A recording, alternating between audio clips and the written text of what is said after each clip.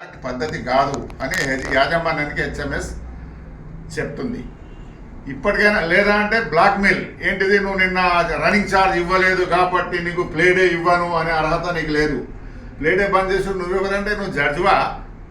జీతాలు తగ్గిస్తా, ప్లేడేలు ఇవ్వను, పిహెచ్డి ఇవ్వను, ఇష్టం వచ్చి పని చేయాలని నువ్వు జడ్జు కాదు.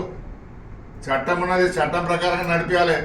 వెంటిలేషన్ లేదు, వెంటిలేషన్ లేక పంపులు గాలిపోయినాయి, కోట్ల రూపాయలు నష్టమైంది. ఆ ఇంజనీర్ను, ఆ సేఫ్టీ ఆఫీసర్ను సస్పెండ్ చేయాలి. వాళ్ళకు లెటర్ ఇవ్వవు. అత్త సొమ్ము అల్లుడు దానం చేసినట్టు పంపులు గాలిపోతే కొత్త పంపులు తీసుకొస్తున్నారు, కమిషన్ దొబ్బుతున్నారు. కనుక ఈ వేధింపులు బెదిరింపులు మానుకోండి. మీరు అనుకుంటున్న కావచ్చు గుర్తింపు సంఘం గెలిచిన సంఘాలు సంఖలో ఉన్నాయి, ఈ సంఖలు పెట్టుకుని ఎగురుతామంటే నడవది.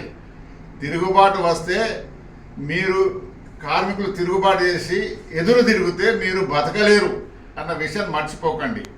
కనుక సిస్టమేటిక్గా బాగా నడిపేయండి అని హెచ్ఎంఎస్ డిమాండ్ చేస్తుంది.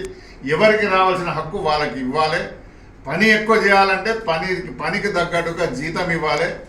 ఆ జీతం ఇవ్వకుండా జేబీసీసీ అగ్రిమెంట్లు అవి అన్ని పక్కన పెట్టి ఇష్టం వచ్చినట్టు పని చేస్తారు. అది నడవది. 6 నెలలు ఓపిక పట్టినం. గెలిచిన సంఘం ఏదో పీకుతుంది అనుకున్నాం, గెలిచిన సంఘం ఏం పీకది, కార్మికుల ఎంటికలు పీకుతాండి. కనుక సింగరేణి యాజమాన్యానికి గుర్తింపు అడ్డం పెట్టుకొని నాటకాలు చేసి బంద్ పెట్టండి. సిస్టమేటిక్గా బాగా నడపండి. ప్రమాదాలు జరగకుండా చూడండి. ప్లేడే రోజు ఇంకా బుద్ధి రాలేదు. కోడం సంజీవ్ చచ్చిపోయింది ఒక్కరిని పంపించడం వలన. ఐసోలేటెడ్ ప్లేస్లో ఇద్దరిని పెట్టాలి. సూపర్వైజర్ దగ్గర ఉండాలి. సూపర్వైజర్ జంక్షన్లో కూర్చుంటే మంచి చల్లటి గాలి వచ్చిన దగ్గర వీళ్ళని 20-30 లెవెల్ కిందికి పోయి పనిచేసి రాపోమంటున్నారు. ఎవరు ఉంటలేదు, సూపర్వైజర్ ఉంటలేరు. ఏమైనా ప్రమాదం జరిగితే ఎవరు బాధ్యులు? కనుక ప్రమాదాలు జరగకుండా, కార్మికుల హక్కులు కాలరాయకుండా, పంప్ ఆపరేటర్లకు అన్యాయం జరగకుండా చూడాలని హెచ్ఎంఎస్ డిమాండ్